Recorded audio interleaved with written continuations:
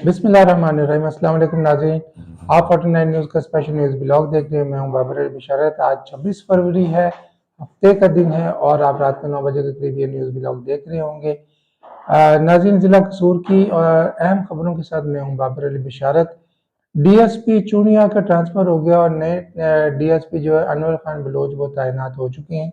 इसके साथ साथ एक्साइज कसूर ने जो है वो भी ज़िला भर के अंदर मुख्तलिफ कार्रवाइयाँ की हैं। उनकी खबरें तफसीलात आपके सामने रखते हैं। मगर इससे पहले ज़िला के अंदर जो है वो डकैती की बढ़ती वारदातें जो वो बाइश तशवीश हैं।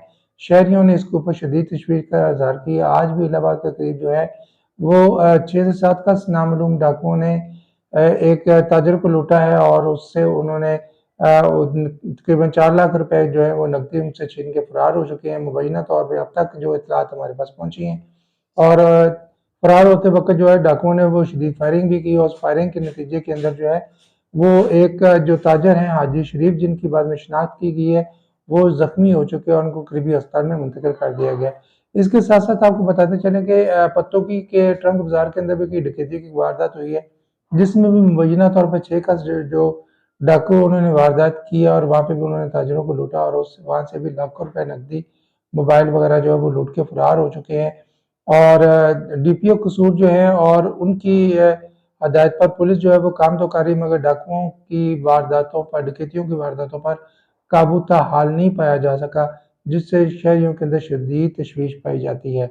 जी नाज़रीन, इसके साथ आपको बताते चलें कि डीएसपी चूनिया फतेह मोहम्मद कालू जो है वो ट्रांसफ़र हो चुके हैं, वो लाहौर ट्रांसफ़र हो गए और उनकी जगह पे मोहम्मद अनवर खान बलोच जो है वो बतौर डीएसपी चूनिया तैनात हो चुके हैं। आपको बताते चलें कि फतेह मोहम्मद खान के दौर के अंदर जो है वो चुनिया के अंदर डकैतियों और राजनियों की बहुत ज़्यादा वारदातें हुई थी और शहरियों के अंदर बेचैनी पाई जाती थी। और नए तैनात होने वाले डीएसपी जो मोहम्मद अनवर खान बलोच हैं, उनके लिए ये वारदातें जो है वो उनके लिए एक चैलेंज होंगी। देखना ये है कि आने वाले वक्त में जो नए तैनात होने वाले डीएसपी हैं वो इन वारदातों पर किस तरह से काबू पाते हैं। जी नाज़रीन, इसके साथ आपको बताते चलें कि डीजी एक्साइज की खुसूसी हदायत पर एक्साइज कसूर ने जो है वो कार्रवाइयाँ शुरू कर दी हैं। ज़िला के अंदर मुख्तलिफ जगहों पर नाका लगा कर क्रैकडाउन शुरू कर दिया है और जो नॉन रजिस्टर्ड गाड़ियाँ हैं और जिनके टोकन नहीं अदा किए गए, उन मुतअद्दिद गाड़ियों के खिलाफ जो कार्रवाई की गई। कई गाड़ियों को थानों में बंद करवाया गया और कई गाड़ियों के जो है मुतअद्दिद के चालान किए गए और उनको ई चालान के जरिए पे करवाया गया है।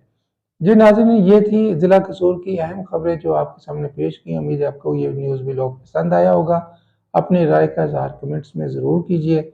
अगले न्यूज़ व्लॉग तक की इजाज़त। अल्लाह।